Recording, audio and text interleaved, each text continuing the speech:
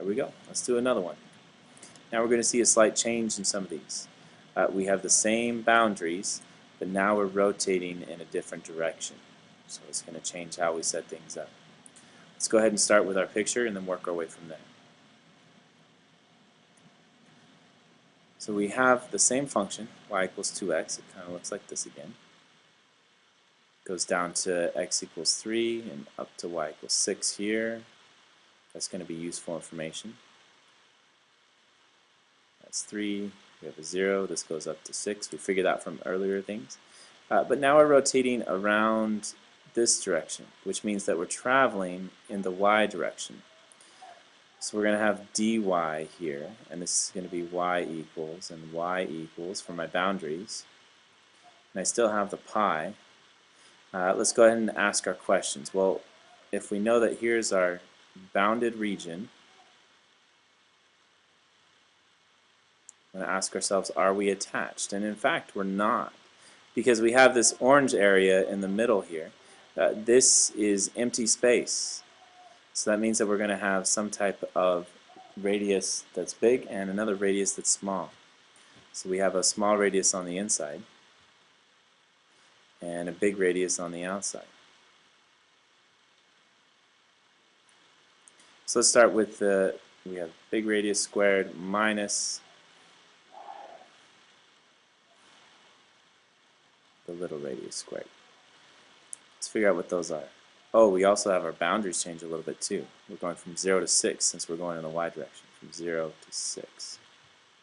Well, the big radius is distance from this axis of rotation to this outer edge here. Those two lines are parallel again, so that's a constant radius the entire time. No matter where I am, it's always going to be 3. So big R is just 3.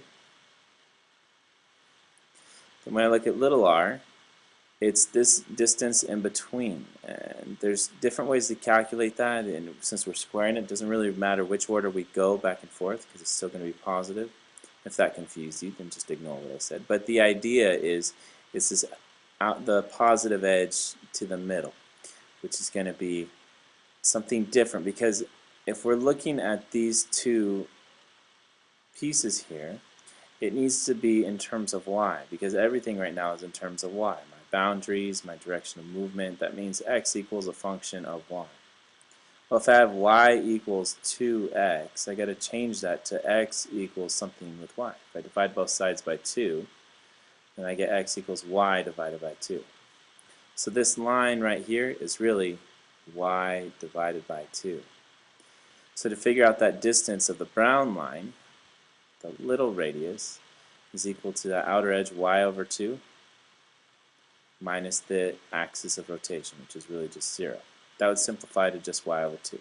So little r is y over 2. So now if we're to set this up, we got pi on the outside. We're taking the integral from 0 to 6. It changed from 0 to 3 because now we're going in the y direction here. And big R squared is 3 squared. Little r is going to be y over 2 quantity squared. And you have dy. There you go. That's that one. We're almost through example 1 here. We got about 4 or 5 of these that we're going to be working through. I'll try and separate each one into its own video. Okay, for this one we have find the volume of the region enclosing y equals 2x, y equals 0, the same setup as before. So let's keep setting it up. We have our x and y axis. We have our equation, bounded area, where it hits on these various pieces. So let's color this in.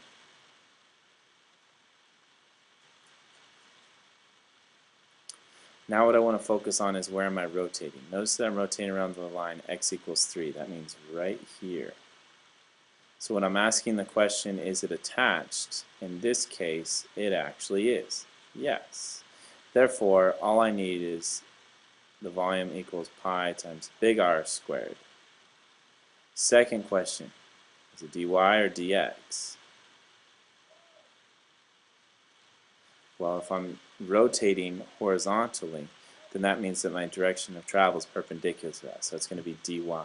So this right here, this function needs to be some function of y.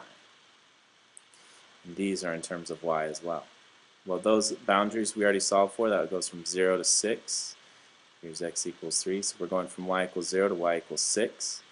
And my big radius is going to be that distance between these two lines.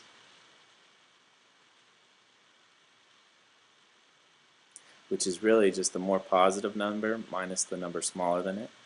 So big R is equal to 3 minus, now we got this as being a function of y. Remember that if y equals 2x, then x equals y over 2. So it's 3 minus y over 2. Now, if you were to say y over 2 minus 3, you would still get the same answer. And here's why. I want to show you guys this, how it's almost ambiguous, doesn't really matter when you're talking about disks.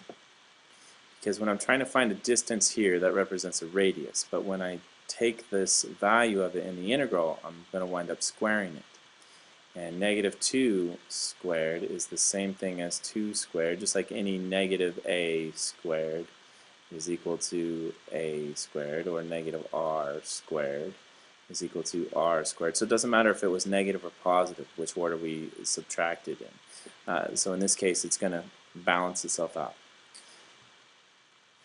So let's go ahead and set this up. We got volume equals pi times the integral from 0 to 6 of, and then our big radius is going to be 3 minus y over 2,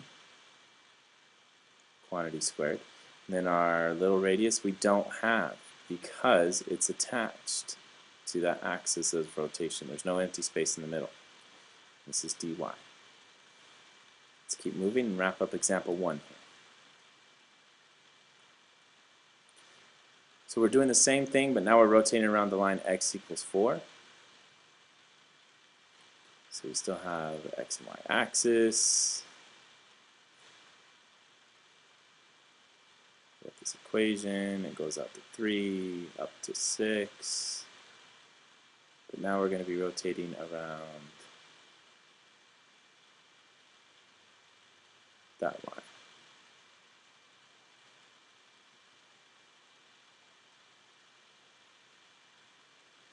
Here we are at 4, here's 3. It's not exactly to scale, but that's okay. Y equals 6. So again, our bounded region is the same. That part hasn't changed. But now notice there's a significant amount of empty space in here. It's actually not as big as it looks. My drawing's a little bit off. So let's go through our protocol. Is it attached? No. So that means that we have our volume equal to pi as a constant, and we're going to have big R squared minus little r squared. Then we need to figure out, is it dy or dx, and are these in terms of y or x?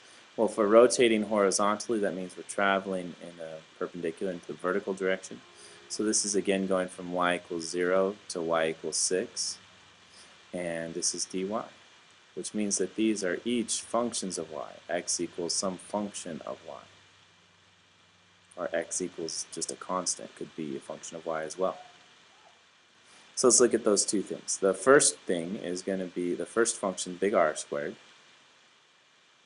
or actually just big R. There we go. It's going to be equal to this long radius here. And to find that, it's going to be 4 minus this edge here. Well, that edge is 2x. But wait a second, we can't use 2x. We have to change this, because this got to be in terms of y. So if y equals 2x, that's the same as x equals y over 2. So this is 4 minus y over 2. So that big radius is 4 minus y over 2. The smaller radius is this inside one. And lucky for us, these two lines are parallel again. The axis of rotation is parallel to this boundary on the inside. So that little r is just going to be 1, because it came from 4 minus 3. So we have little radius of 1, big radius of 4 minus y over 2. Let's set it up. So the volume equals pi times the integral from 0 to 6 of 4 minus y over 2, quantity squared minus 1 squared dy. Okay, I'm going to pause it here, and we're going to keep making a different video for each of the examples.